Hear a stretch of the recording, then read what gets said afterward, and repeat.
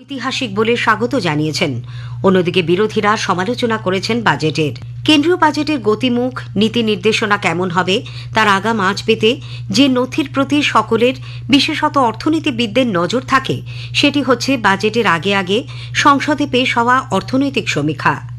2024-25-এর অর্থনৈতিক সমীক্ষায় বৃদ্ধি, মুদ্রাস্ফীতি, কর্মসংস্থানের মতো বিষয়গুলি নিয়ে আলোচনার পাশাপাশি উঠে এসেছে অর্থনৈতিক কর্মকাণ্ডকে আরও সহজ ও গতিশীল করতে নীতিগত ক্ষেত্রে কি কি করা প্রয়োজন তাও আভাসিত হয়েছে।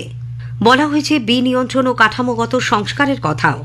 জোর দেওয়া হয়েছে ক্ষুদ্র ও মাঝারি উদ্যোগ সহ শিল্প ব্যবসাকে বিভিন্ন রকম সরকারি বাধ্যবাধকতার দায় থেকে মুক্ত করা, যাতে তাদের প্রতিযোগিতার ক্ষমতা বাড়ে, দেশ আর্থিক বৃদ্ধির হার বাড়াতে পারে। আয় ও কর্মসংস্থান বৃদ্ধির লক্ষ্যে কৃষি, এমএসএমই, জনগণ বা মানব সম্পদ অর্থনীতি ও উদ্ভাবন বাবদ বিনিয়োগ এবং রপ্তানি, এই চারটি ক্ষেত্রকে বিকাশ ইঞ্জিন হিসেবে বর্ণনা করে বিভিন্ন উদ্যোগের কথা জানিয়েছেন অর্থমন্ত্রী নির্মলা সীতারামন তাঁর পেশ করা বাজেটে। প্রধানমন্ত্রী ধনধান্য কৃষি জেলা বিকাশ কর্মসূচি, কিষাণ ক্রেডিট কার্ডের মাধ্যমে ঋণের পরিমাণ বাড়ানো, এমএসএমই শ্রেণীবিন্যাস সংক্রান্ত মানদণ্ডের সংশোধন, নতুন উদ্যোক্তাদের জন্য প্রকল্প, পাদুকা ও চর্মশিল্প, খেলনা, খাদ্য প্রক্রিয়াকরণ ক্ষেত্র সংক্রান্ত যোজনা, আইআইটিগুলির ক্ষমতা বৃদ্ধি করে আরও ছাত্রছাত্রীর শিক্ষার ব্যবস্থা করা, চিকিৎসা পাঠ্যক্রমে আরও ছাত্রছাত্রীর ভর্তির ব্যবস্থা করা, বিকশিত ভারতের জন্য পরমাণু শক্তি মিশন, এমন বহু পদক্ষেপের কথা রয়েছে এবারের বাজেটে। বাজেটের সংস্কার কর্মসূচিকে চালিকা শক্তি হিসেবে বর্ণনা করা হয়েছে। আর এই প্রসঙ্গে আর্থিক ক্ষেত্রের সংস্কার ও বিকাশের লক্ষ্যে একাধিক ব্যবস্থার কথাও রয়েছে। এগুলির মধ্যে বোধ করি সবচেয়ে উল্লেখযোগ্য বিমা ক্ষেত্রে প্রত্যক্ষ বৈদেশিক বিনিয়োগের সীমা বৃদ্ধি। যে সমস্ত বিমা কোম্পানি সব প্রিমিয়াম ভারতেই লগ্নি করবে, তাদের ক্ষেত্রে এই সীমা 74% থেকে বেড়ে হয়েছে 100%। এই সংস্কার কর্মসূচি বিমা শিল্প ও জনসমাজকে কিভাবে প্রভাবিত করে তা দেখার জন্য আমাদের অপেক্ষা করতে হবে।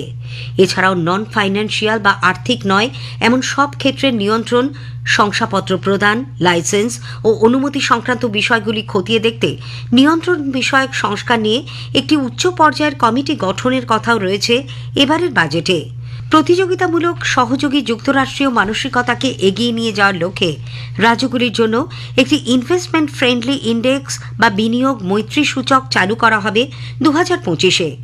উল্লেখ করা যেতে পারে, অর্থনৈতিক সমীক্ষায় ব্যবসা করার ক্ষেত্রে অসুবিধের মূল কারণগুলির বিষয়ে রাজ্য সরকারগুলির নেতৃত্বে উদ্যোগের পরামর্শ দেওয়া হয়। দেশের অর্থনীতিতে চাহিদা বাড়ানোর প্রয়োজনীয়তার কথা অর্থনীতিবিদ ও রাজনীতিক এবং সংশ্লিষ্ট অন্যান্য পক্ষ বেশ কিছুকাল ধরেই বলে আসছেন। গার্হস্থ্য ভোগ্যপণ্য বাবদ ব্যয়, সঞ্চয় ও বিনিয়োগ বাড়ানোর লক্ষ্যে এবারের বাজেটে ভালো রকম আয়কর রেহাইয়ের কথা রয়েছে।